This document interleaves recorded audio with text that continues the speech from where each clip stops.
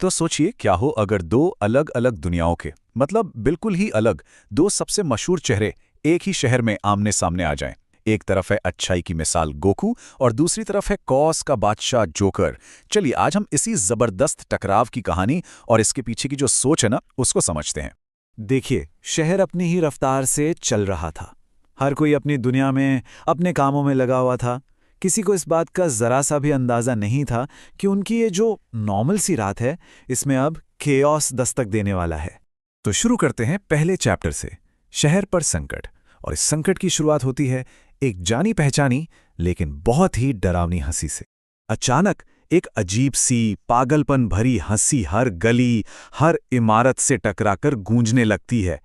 ये ऐसी आवाज थी जो लोगों के दिलों में एक डर पैदा कर देती है, ये सोचने पर मजबूर कर देती है कि भाई कुछ बहुत ही गलत होने वाला है। और बस तभी शहर की हर एक स्क्रीन पर वही चेहरा आ जाता है, जोकर। उसकी मुस्कान ऐसी थी जैसे कह रही हो कि अब तबाही होने वाली है। और वो कहता है, आज रात एक खेल शुरू होगा और इस खेल का नाम है केओस। समझ रहे हैं?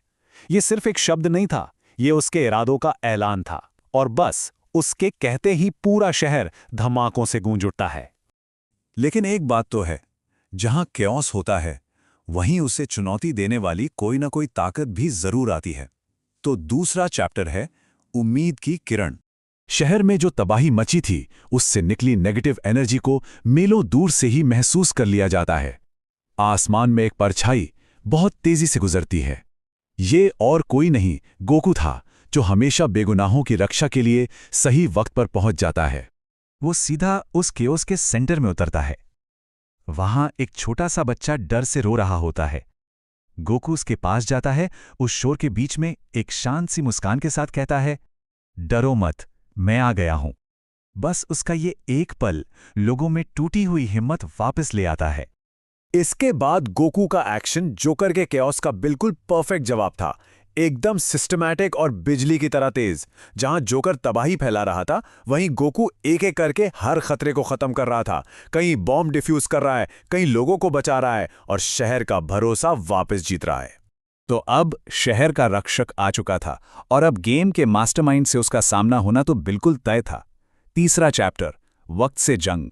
गोकू की नज़र एक इमारत की छत पर जाती है, जहां जोकर आराम से खड़ा होकर तालियां बजा रहा था, इस नज़ारे का मजा ले रहा था।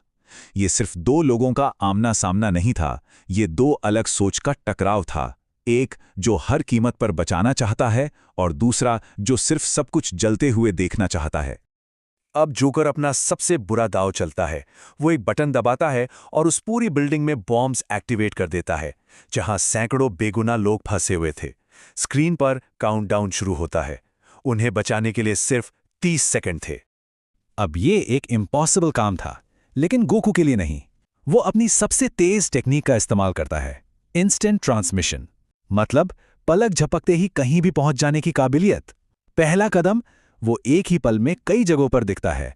दूसरा कदम, हर एक बॉम्ब को ढूंढकर उसे निष्क्रिय करता है। और तीसरा, इमारत को पूरी तरह से सेव कर देता है। और ठीक 1 सेकंड बचने पर टाइमर रुक जाता है।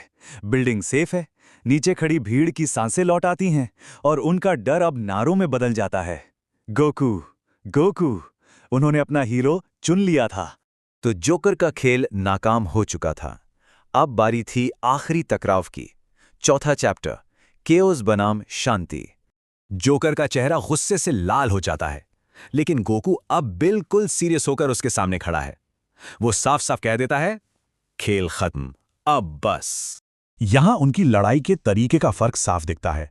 जोकर अपनी चालों पर, अपने ट्रिक्स पर डिपेंड करता है, चाकू, बॉम्ब, धोखा, क्योंकि उसकी ताकत डर फैलाने में है। वहीं गोकू की लड़ाई एकदम सीधी है, स्पीड और पावर, क्योंकि उसका मकसद सिर्फ बचाना है, धोखा देना नहीं। इस लड़ाई के बीच में गोकू एक ऐसी बात कहता है जो जोकर के पूरे वजूद पर सवाल उठा देती है। वो कहता है, तुम लड़ना नहीं जानते, तुम सिर्फ छिपते हो। ये बात जोकर के लिए किसी भी पंच से ज्यादा गहरी चोट करती है, क्योंकि ये उसके काओस को ताकत नहीं बल्कि कायरता बताती है। और अब गोकू इस खेल को हमेशा के लिए खत्म करने का फैसला करता है। उसके चारों तरफ एक शांत लेकिन बहुत ही पावरफुल एनर्जी चमकने लगती है। वो एक ही तेज मूव से जोकर को निहत्था कर देता है और जोकर शायद पहली बार हैरान, बेबस और खामोश खड़ा रह जाता है। तो जब सब कुछ शांत होता है तो एक सवाल उठता है, असली हीरो कौन है? इस कहानी के आखिरी चैप्टर में हमें इसका जवाब मिलता है। गोकू जोकर को पुलिस के हवाले कर देता है।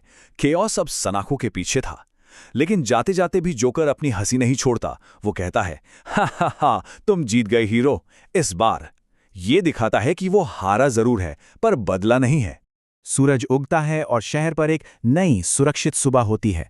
लोग गोकू का शुक्रिया अदा करने आते हैं और तब गोकू इस पूरी कहानी का जो सार है ना, उसे एक लाइन में बताता है, हीरो वही होता है जो दूसरों के लिए खड़ा रहे। और बस ये कहने के बाद वो आसमान की तरफ उड़ जाता है। वो शहर से चला गया, लेकिन अपने पीछे उम्मीद और सुरक्षा की एक ऐसी भावना छोड़ गया जो जोकर के फैलाए किसी भी केओस से कहीं ज्यादा शक्तिशाली थी। तो इस कहानी ने हमें दिखाया कि कैसे दो बिल्कुल अलग ताकतें टकराती हैं, एक जो सिस्टम तोड़ना चाहती है और दूसरी जो उसे बचाने के लिए कुछ भी कर सकती है। यह हमें सोचने पर मजबूर करती है कि एक इंसान के लिए हीरो होने का असली मतलब क्या है। क्या वो सिर्फ कोई सुपर पावर है, या फिर सही समय पर दूसरों के लिए खड़े होने का साहस? इस बारे में जरूर सोचिएगा।